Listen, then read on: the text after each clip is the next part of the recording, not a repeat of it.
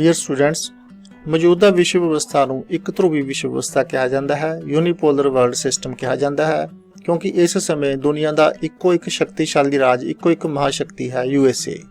ਦੁਨੀਆ ਦੇ ਬਾਕੀ ਰਾਜ ਸ਼ਕਤੀ ਦੇ ਖੇਤਰ ਦੇ ਵਿੱਚ, ਆਰਥਿਕ ਸ਼ਕਤੀ ਦੇ ਖੇਤਰ ਦੇ ਵਿੱਚ, ਸੈਨਿਕ ਸ਼ਕਤੀ ਦੇ ਖੇਤਰ ਦੇ ਵਿੱਚ USA ਤੋਂ ਕਾਫੀ ਪਿੱਛੇ ਹਨ। ਇੱਕੋ ਇੱਕ ਮਹਾਸ਼ਕਤੀ ਹੋਣ ਕਰਕੇ ਇਸ ਵਿਵਸਥਾ ਨੂੰ ਇੱਕ ਧਰੁਵੀ ਵਿਸ਼ਵ ਵਿਵਸਥਾ ਕਿਹਾ ਜਾਂਦਾ ਹੈ।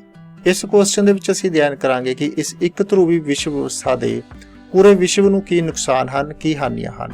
ਪਹਿਲਾ ਨੁਕਸਾਨ ਹੈ ਅਮਰੀਕਾ ਦੁਆਰਾ ਦਖਲ ਅੰਦਾਜ਼ੀ, ਕਿਉਂਕਿ ਕੋਈ ਸੰਤੁਲਨ ਨਹੀਂ ਹੈ ਇਸ ਸਮੇਂ ਅੰਤਰਰਾਸ਼ਟਰੀ ਰਾਜਨੀਤੀ ਦੇ ਵਿੱਚ।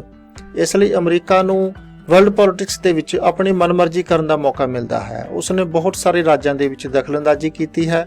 ਇੱਕ ਧਰੁਵੀ ਦੁਨੀਆ ਸਥਾਪਿਤ ਹੋਣ ਤੋਂ ਬਾਅਦ, ਜਾਂ ਅਸੀਂ ਕਹਿ ਸਕਦੇ ਹਾਂ USSR ਦੇ ਟੁੱਟਣ ਤੋਂ ਬਾਅਦ, ਕਈ ਥਾਵਾਂ ਦੇ ਘਰੇਲੂ ਯੁੱਧ ਨੂੰ ਹਵਾ ਦੇ ਕੇ ਉੱਥੇ ਆਪਣੀ ਮਨਮਰਜ਼ੀ ਦੀਆਂ ਸਰਕਾਰਾਂ, ਆਪਣੀਆਂ ਕਠਪੁਤਲੀ ਸਰਕਾਰਾਂ ਸਥਾਪਿਤ ਕੀਤੀਆਂ ਹਨ ਜਿਹੜੀਆਂ USA ਦੇ ਇਸ਼ਾਰੇ ਤੇ ਕੰਮ ਕਰਦੀਆਂ ਹਨ।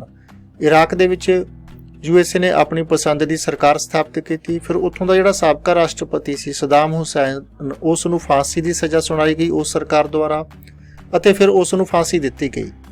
ਇਹ ਸਾਰਾ ਕੁਝ ਇਸ ਕਰਕੇ ਹੀ ਸੰਭਵ ਹੋ ਸਕਿਆ ਹੈ ਕਿਉਂਕਿ ਜਿਹੜੀ ਵਿਸ਼ਵ ਵਿਵਸਥਾ ਹੈ ਉਹ ਇੱਕ ਧਰੁਵੀ ਹੈ। ਅਮਰੀਕਾ ਦੀ ਸ਼ਕਤੀ ਨੂੰ ਚੈਲੰਜ ਕਰਨ ਵਾਲਾ ਕੋਈ ਹੋਰ ਰਾਜ ਜਾਂ ਹੋਰ ਸੰਸਥਾ ਨਹੀਂ ਹੈ।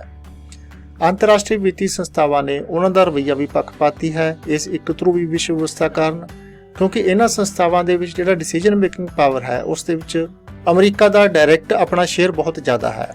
ਇਸ ਤੋਂ ਬਿਨਾਂ ਬਹੁਤ ਸਾਰੇ ਰਾਜ ਹਨ ਜਿਹੜੇ ਅਮਰੀਕਾ ਦੇ ਇਸ਼ਾਰੇ ਤੇ ਹੀ ਇਹਨਾਂ ਸੰਸਥਾਵਾਂ ਦੇ ਵਿੱਚ ਪਾਲਿਸੀ ਮੇਕਿੰਗ ਦੇ ਵਿੱਚ ਵੋਟਿੰਗ ਕਰਦੇ ਹਨ। ਅਸੀਂ ਕਹਿ ਸਕਦੇ ਹਾਂ ਕਿ ਅੰਤਰਰਾਸ਼ਟਰੀ ਫਾਈਨੈਂਸ਼ੀਅਲ ਇੰਸਟੀਟਿਊਸ਼ਨਸ ਇਸ ਤਰ੍ਹਾਂ ਦੀ ਪਾਲਿਸੀਜ਼ ਬਣਾਉਂਦੇ ਹਨ ਜਿਹੜੀਆਂ ਅਮਰੀਕਾ ਨੂੰ ਲਾਭ ਪਹੁੰਚਾਉਣ ਵਾਲੀਆਂ ਹੋਣ, ਕਿਉਂਕਿ ਅਮਰੀਕਾ ਦਾ ਪੂਰਾ ਨਿਯੰਤਰਣ ਹੈ ਇਹਨਾਂ ਸੰਸਥਾਵਾਂ ਤੇ। ਇਹ ਸੰਸਥਾਵਾਂ ਰਾਜਾਂ ਨੂੰ ਕਰਜ਼ੇ ਪ੍ਰਦਾਨ ਕਰਦੀਆਂ ਹਨ। ਕਰਜ਼ਿਆਂ ਦੀ ਜ਼ਰੂਰਤ ਬਹੁਤ ਹੀ ਗਰੀਬ ਰਾਜਾਂ ਨੂੰ ਜਾਂ ਵਿਕਾਸਸ਼ੀਲ ਰਾਜਾਂ ਨੂੰ ਪੈਂਦੀ ਹੈ। ਫਿਰ ਕਰਜ਼ੇ ਦੇਣ ਸਮੇਂ ਇਹ ਸੰਸਥਾਵਾਂ ਉਹਨਾਂ ਤੇ ਸ਼ਰਤਾਂ ਲਾਉਂਦੀਆਂ ਹਨ ਉਹਨਾਂ ਰਾਜਾਂ ਤੇ, ਅਤੇ ਉਹ ਸ਼ਰਤਾਂ ਇਸ ਤਰ੍ਹਾਂ ਦੀਆਂ ਹੁੰਦੀਆਂ ਹਨ ਜਿਹੜੀਆਂ ਅਮਰੀਕਾ ਦੀਆਂ ਕੰਪਨੀਆਂ ਲਈ ਢੁਕਵੀਆਂ ਹੋਣ, ਅਮਰੀਕਾ ਨੂੰ ਸੂਟ ਕਰਦੀਆਂ ਹੋਣ। ਇਸ ਤਰ੍ਹਾਂ ਅੰਤਰਰਾਸ਼ਟਰੀ ਵਿੱਤੀ ਸੰਸਥਾਵਾਂ ਇੰਡੀਪੈਂਡੈਂਟ ਫਾਈਨੈਂਸ਼ੀਅਲ ਇੰਸਟੀਟਿਊਸ਼ਨਸ ਨਾ ਹੋ ਕੇ ਉਹ USA ਦੀਆਂ ਬ੍ਰਾਂਚਸ ਦੇ ਤੌਰ ਤੇ ਕੰਮ ਕਰਦੀਆਂ ਪ੍ਰਤੀਤ ਹੋ ਰਹੀਆਂ ਹਨ। ਦੂਸਰਾ ਨੁਕਸਾਨ ਹੈ ਸੰਯੁਕਤ ਰਾਸ਼ਟਰ ਆਪਣੇ ਆਪ ਨੂੰ ਅਪੰਗ ਮਹਿਸੂਸ ਕਰ ਰਿਹਾ ਹੈ, ਪ੍ਰਭਾਵਹੀਣ ਮਹਿਸੂਸ ਕਰ ਰਿਹਾ ਹੈ, ਕਿਉਂਕਿ USSR ਦੇ ਟੁੱਟਣ ਤੋਂ ਬਾਅਦ, ਯੂਨੀਪੋਲੈਰਿਟੀ ਸਥਾਪਿਤ ਹੋਣ ਤੋਂ ਬਾਅਦ ਕਈ ਵਾਰੀ ਸੰਯੁਕਤ ਰਾਸ਼ਟਰ ਦੇ ਫੈਸਲੇ ਨੂੰ ਵੀ ਪਲਟਿਆ ਗਿਆ ਹੈ ਤੇ ਫੈਸਲਾ ਪਲਟਿਆ ਜਾਂਦਾ ਹੈ USA ਦੁਆਰਾ। ਅਮਰੀਕਾ ਦੁਆਰਾ ਇਰਾਕ ਦੇ ਵਿੱਚ ਸੈਨਿਕ ਕਾਰਵਾਈ ਕਰਨਾ ਜਿਹੜਾ ਕਿ ਯੂਨਾਈਟਿਡ ਨੇਸ਼ਨ ਨਹੀਂ ਚਾਹੁੰਦਾ ਸੀ, ਅਫਗਾਨਿਸਤਾਨ ਦੇ ਵਿੱਚ ਸੈਨਿਕ ਕਾਰਵਾਈ ਕਰਨਾ, ਇਹ ਸਾਰੀਆਂ ਘਟਨਾਵਾਂ ਇਸ ਤਰ੍ਹਾਂ ਦੀਆਂ ਹਨ ਕਿ ਅਮਰੀਕਾ ਦੇ ਲਈ ਯੂਨਾਈਟਿਡ ਨੇਸ਼ਨ ਵੀ ਕੋਈ ਬਹੁਤ ਜ਼ਿਆਦਾ ਪ੍ਰਭਾਵਸ਼ਾਲੀ ਸੰਸਥਾ ਨਹੀਂ ਹੈ। ਅਮਰੀਕਾ ਜਿਸ ਖੇਤਰ ਦੇ ਵਿੱਚ ਉਸ ਨੂੰ ਜੋ ਸੂਟ ਕਰਦਾ ਹੈ ਉਸ ਤਰ੍ਹਾਂ ਦੀ ਪਾਲਿਸੀ ਅਪਣਾਉਂਦਾ ਹੈ।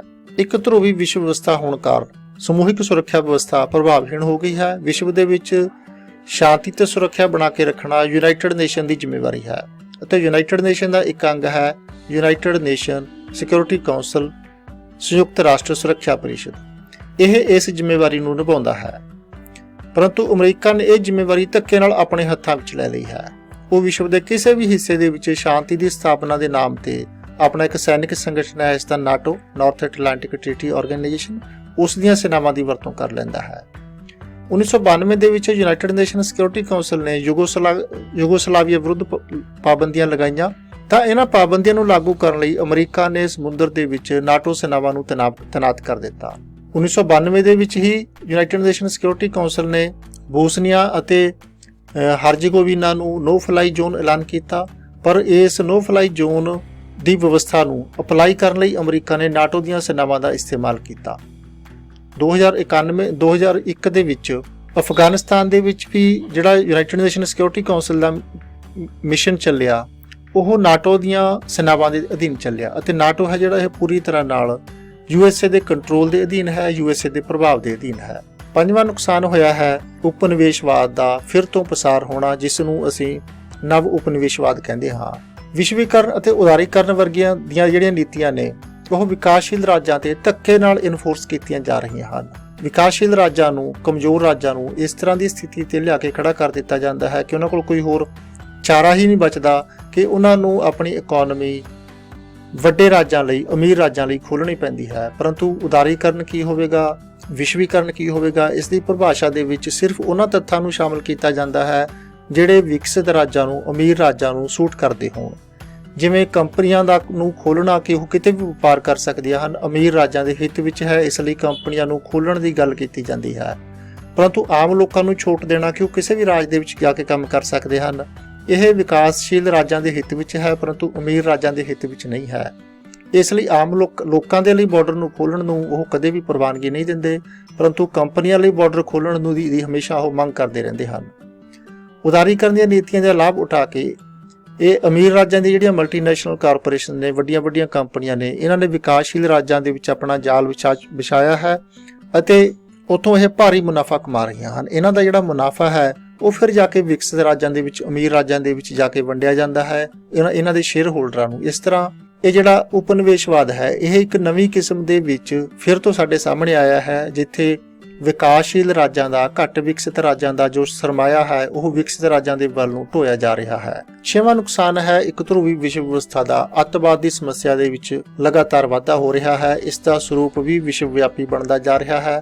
ਅੱਤਵਾਦੀ ਪੋਲੀਟੀਕਲ ਲੀਡਰਾਂ ਨੂੰ ਅਤੇ ਹੋਰ ਮਹੱਤਵਪੂਰਨ ਵਿਅਕਤੀਆਂ ਨੂੰ ਹਿੰਸਾ ਦਾ ਸ਼ਿਕਾਰ ਬਣਾਉਂਦੇ ਹਨ, ਜਿਸ ਨਾਲ ਅਰਾਜਕਤਾ ਫੈਲਣ ਦਾ ਡਰ ਰਹਿੰਦਾ ਹੈ, ਦੰਗੇ ਫਸਾਦ ਹੋਣ ਦਾ ਡਰ ਰਹਿੰਦਾ ਹੈ। ਕਈ ਵਾਰੀ ਆਮ ਜਨਤਾ ਨੂੰ ਵੀ, ਆਮ ਲੋਕਾਂ ਨੂੰ ਵੀ ਉਹ ਆਪਣੀ ਹਿੰਸਾ ਦਾ ਨਿਸ਼ਾਨਾ ਬਣਾਉਂਦੇ ਹਨ ਦਹਿਸ਼ਤ ਪੈਦਾ ਕਰਨ ਲਈ। ਅੱਤਵਾਦ ਨੂੰ ਰੋਕਣ ਲਈ ਜਿਹੜੇ ਫਿਰ ਉਪਰਾਲੇ ਕੀਤੇ ਜਾਂਦੇ ਨੇ, ਉਹਨਾਂ ਉਪਰਾਲਿਆਂ ਦੇ ਨਾਮ ਤੇ ਕਈ ਵਾਰੀ ਹਿਊਮਨ ਰਾਈਟਸ ਦੀ ਵੀ ਉਲੰਘਣਾ ਕੀਤੀ ਜਾਂਦੀ ਹੈ। ਬਹੁਤ ਸਾਰੇ ਰਾਜਾਂ ਦੇ ਵਿੱਚ ਇਸ ਤਰ੍ਹਾਂ ਦੀਆਂ ਘਟਨਾਵਾਂ ਸਾਨੂੰ ਵੇਖਣ ਨੂੰ ਮਿਲਦੀਆਂ ਹਨ ਕਿ ਅੱਤਵਾਦ ਨੂੰ ਰੋਕਣ ਦੇ ਨਾਂ ਤੇ ਆਮ ਲੋਕਾਂ ਦੇ ਮਨੁੱਖੀ ਅਧਿਕਾਰਾਂ ਦੀ ਉਲੰਘਣਾ ਕੀਤੀ ਜਾ ਰਹੀ ਹੈ। ਅਜੇ ਤੱਕ ਇਹ ਸਪਸ਼ਟ ਨਹੀਂ ਹੋ ਸਕਿਆ, ਇਸ ਲਈ ਅਸੀਂ ਸਪਸ਼ਟ ਤੌਰ ਤੇ ਨਹੀਂ ਕਹਿ ਸਕਦੇ ਕਿ ਇੱਕ ਧਰੂਵੀ ਵਿਸ਼ਵ ਵਿਵਸਥਾ ਦੇ ਨਾਲ ਅੱਤਵਾਦ ਦੀ ਸਮੱਸਿਆ ਦੇ ਵਿੱਚ ਵਾਧਾ ਹੋਇਆ ਹੈ। ਇਸ ਦਾ ਇਹ ਇੱਕ ਕਾਰਨ ਹੈ, ਪਰੰਤੂ ਇਹ ਗੱਲ ਸਪਸ਼ਟ ਹੈ ਕਿ ਜਿਹੜੇ ਵਿਸ਼ਵ ਦੇ ਬਹੁਤੇ ਅੱਤਵਾਦੀ ਸੰਗਠਨ ਹਨ ਉਹ ਅਮਰੀਕਾ ਨੂੰ ਆਪਣਾ ਸਭ ਤੋਂ ਵੱਡਾ ਦੁਸ਼ਮਣ ਮੰਨਦੇ ਹਨ, ਜਿਹੜਾ ਕਿ ਦੁਨੀਆ ਦੀ ਇੱਕੋ ਇੱਕ ਸੁਪਰ ਪਾਵਰ ਹੈ। 7ਵਾਂ ਨੁਕਸਾਨ ਹੈ ਵਿਸ਼ਵ ਨੂੰ ਆਰਥਿਕ ਪਾਬੰਦੀਆਂ ਦੀ ਰਾਜਨੀਤੀ ਅਕਸਰ ਅਪਣਾਉਂਦਾ ਰਹਿੰਦਾ ਹੈ USA, ਤਾਂ ਕਿ ਸਾਰੇ ਰਾਜਾਂ ਨੂੰ ਆਪਣੇ ਪ੍ਰਭਾਵ ਦੇ ਵਿੱਚ ਰੱਖਿਆ ਜਾ ਸਕੇ, ਆਪਣੇ ਦਬਦਬੇ ਦੇ ਵਿੱਚ ਰੱਖਿਆ ਜਾ ਸਕੇ। ਜਿਹੜਾ ਵੀ ਰਾਜ ਕਿਸੇ ਮੁੱਦੇ ਤੇ ਅਮਰੀਕਾ ਦੀ ਵਿਰੋਧਤਾ ਕਰਦਾ ਹੈ, ਅਮਰੀਕਾ ਉਸ ਵਿਰੁੱਧ ਆਰਥਿਕ ਪਾਬੰਦੀਆਂ ਲਗਾ ਦਿੰਦਾ ਹੈ। ਇਸ ਨਾਲ ਉਸ ਰਾਜ ਦਾ ਅਮਰੀਕਾ ਨਾਲ ਵਪਾਰ ਬੰਦ ਹੋ ਜਾਂਦਾ ਹੈ। ਅਮਰੀਕਾ ਬਹੁਤ ਸਾਰੇ ਰਾਜਾਂ ਨੂੰ ਵਿੱਤੀ ਸਹਾਇਤਾ ਵੀ ਪ੍ਰਦਾਨ ਕਰਦਾ ਹੈ। ਜੇਕਰ ਉਹ ਅਮਰੀਕਨ ਰਸਤੇ ਤੇ ਨਾ ਚੱਲਣ ਤਾਂ ਉਹਨਾਂ ਦੀ ਸਹਾਇਤਾ ਬੰਦ ਕਰ ਦਿੱਤੀ ਜਾਂਦੀ ਹੈ। ਇਸ ਤਰ੍ਹਾਂ ਅਮਰੀਕਾ ਆਪਣੀ ਇਕਨੋਮੀ ਦਾ ਜ਼ੋਰ ਲਾ ਕੇ ਦੁਨੀਆ ਦੇ ਬਹੁਤੇ ਰਾਜਾਂ ਨੂੰ ਆਪਣੇ ਕੰਟਰੋਲ ਵਿੱਚ ਰੱਖਣ ਦੀ ਕੋਸ਼ਿਸ਼ ਕਰਦਾ ਹੈ। 8ਵਾਂ ਨੁਕਸਾਨ ਕਿਹਾ ਜਾ ਸਕਦਾ ਹੈ ਬੇਰੁਜ਼ਗਾਰੀ ਵਿੱਚ ਭਾਰੀ ਵਾਧਾ ਹੋਇਆ ਹੈ ਇੱਕ ਧਰੂਵੀ ਵਿਸ਼ਵ ਵਿਵਸਥਾ ਕਾਰਨ, ਕਿਉਂਕਿ ਇੱਕ ਧਰੂਵੀ ਵਿਸ਼ਵ ਵਿਵਸਥਾ ਕਾਰਨ ਵਿਸ਼ਵੀਕਰਨ ਅਤੇ ਉਦਾਰੀਕਰਨ ਆਏ ਹਨ।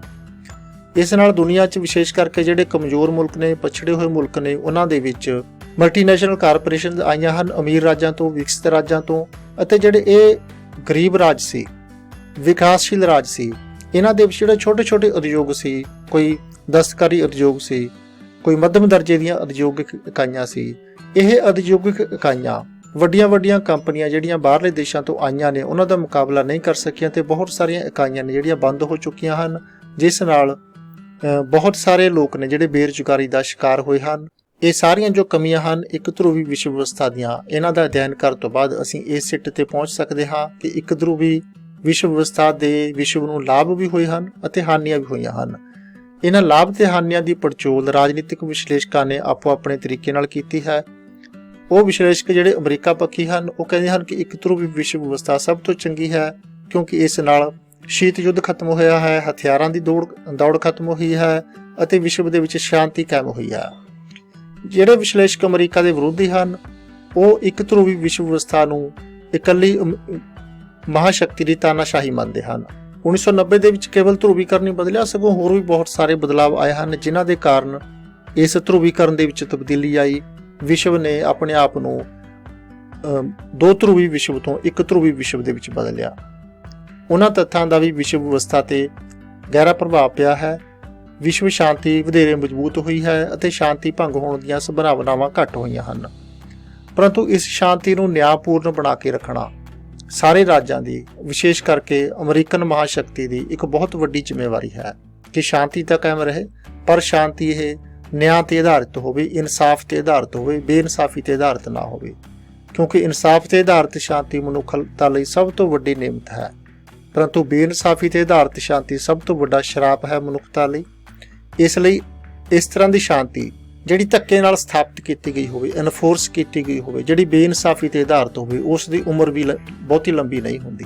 ਇਸ ਲਈ ਜੇ ਸੱਚਮੁੱਚ ਹੀ ਅਸੀਂ ਸ਼ਾਂਤੀ ਨੂੰ ਕਾਇਮ ਰੱਖਣਾ ਚਾਹੁੰਦੇ ਹਾਂ, ਵਿਸ਼ਵ ਨੂੰ ਇੱਕ ਸ਼ਾਂਤਪੂਰਨ ਸਥਾਨ ਬਣਾ ਕੇ ਰੱਖਣਾ ਚਾਹੁੰਦੇ ਹਾਂ, ਤਾਂ ਵਿਸ਼ਵ ਦੀਆਂ ਜਿਹੜੀਆਂ ਵੱਡੀਆਂ ਸ਼ਕਤੀਆਂ ਨੇ, ਵਿਸ਼ੇਸ਼ ਕਰਕੇ ਅਮਰੀਕਾ ਵਰਗੀਆਂ ਮਹਾਸ਼ਕਤੀਆਂ, ਉਹਨਾਂ ਨੂੰ ਇਹ ਧਿਆਨ ਰੱਖਣਾ ਚਾਹੀਦਾ ਹੈ ਕਿ ਇਹ ਸ਼ਾਂਤੀ ਨਿਆਂ ਤੇ ਆਧਾਰਿਤ ਹੋਣੀ ਚਾਹੀਦੀ ਹੈ, ਇਨਸਾਫ ਤੇ ਆਧਾਰਿਤ ਹੋਣੀ ਚਾਹੀਦੀ ਹੈ, ਤਾਂ ਕਿ ਇਹ ਸ਼ਾਂਤੀ ਸਥਾਈ ਸ਼ਾਂਤੀ ਬਣੀ ਰਹਿ ਸਕੇ ਤੇ ਸਾਰੇ ਲੋਕ ਇਸ ਸ਼ਾਂਤੀ ਦਾ ਲੰਬੇ ਸਮੇਂ ਲਈ ਨਿੱਘ ਮਾਣ ਸਕਣ। ਬਹੁਤ ਬਹੁਤ ਧੰਨਵਾਦ। Good luck.